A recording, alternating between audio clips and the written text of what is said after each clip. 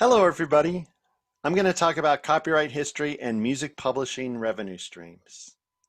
But first, we're going to talk about the rights of a copyright. What is the definition of a copyright? It is the right to copy. And what are the rights granted? There are various rights that are associated with the copyright that each produce their own revenue streams, and we're going to go through each one of those. The first one is the right to reproduce the work, the right to make a copy of it.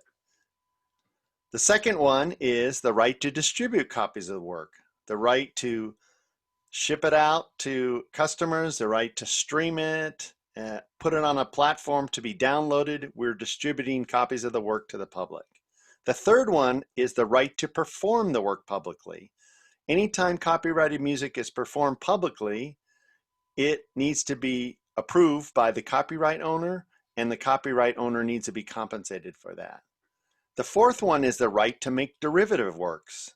This is making an arrangement of it. It could even mean translating the work into another language. It is a derivative of the original work, or taking a book and making a movie out of it.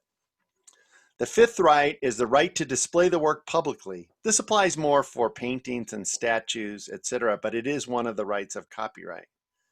And the sixth right is, in the case of sound recordings, the right to perform the copyrighted work publicly by means of a digital audio transmission.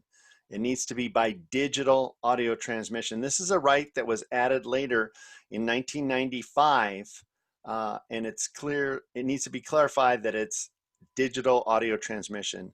Terrestrial radio does not fall into this area. Okay, it's also important to understand the difference between intangible property versus physical property.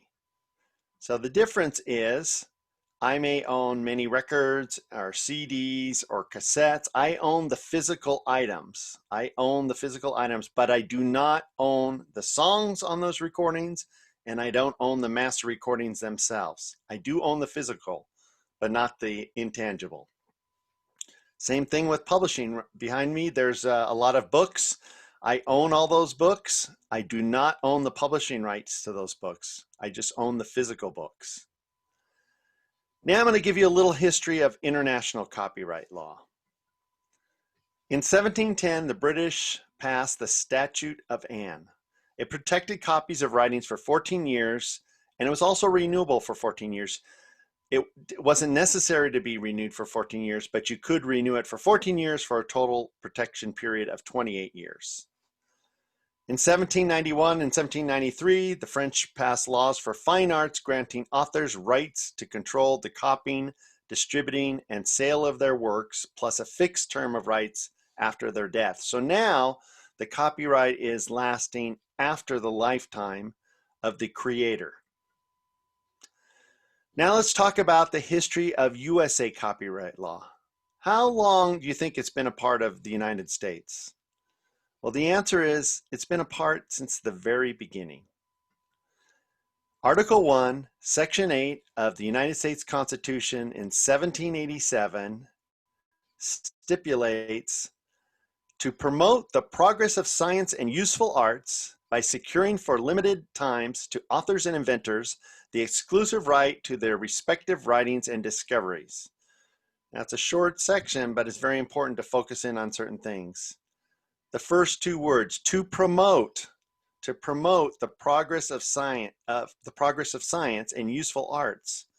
In other words, our founding fathers in a democratic society, in a capitalistic society, felt that the best way in order to promote creation and innovation and new works and new authorship and new music was to grant an exclusive right and a benefit to earn income from that.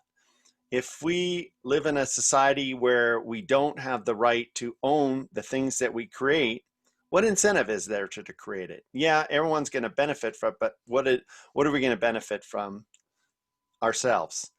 So in order to promote the progress of science and useful arts, but for a limited time, not forever, not a monopoly forever, but for a limited time to authors and inventors, they got the exclusive right to their respective writings and discoveries.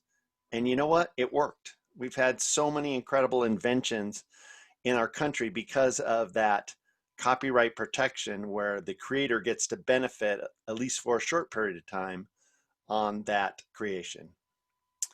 So what else is in Article 1, Section 8 of the USA Constitution? Well, that Article 1, Section 8 lays out the powers of Congress and the legislative branch. It talks about borrowing money and regulating commerce. It gives the rules of naturalization. It establishes the post office. It talks about the formation of armies and navies and the ability to declare war. It talks about making laws to enforce the Constitution. And it talks about promoting science and useful arts. This is up there with declaring war and forming armies and navies, promoting science and useful arts. It was that important to the Founding Fathers that it was included in Article 1, Section 8 of the U.S. Constitution. End of part 1.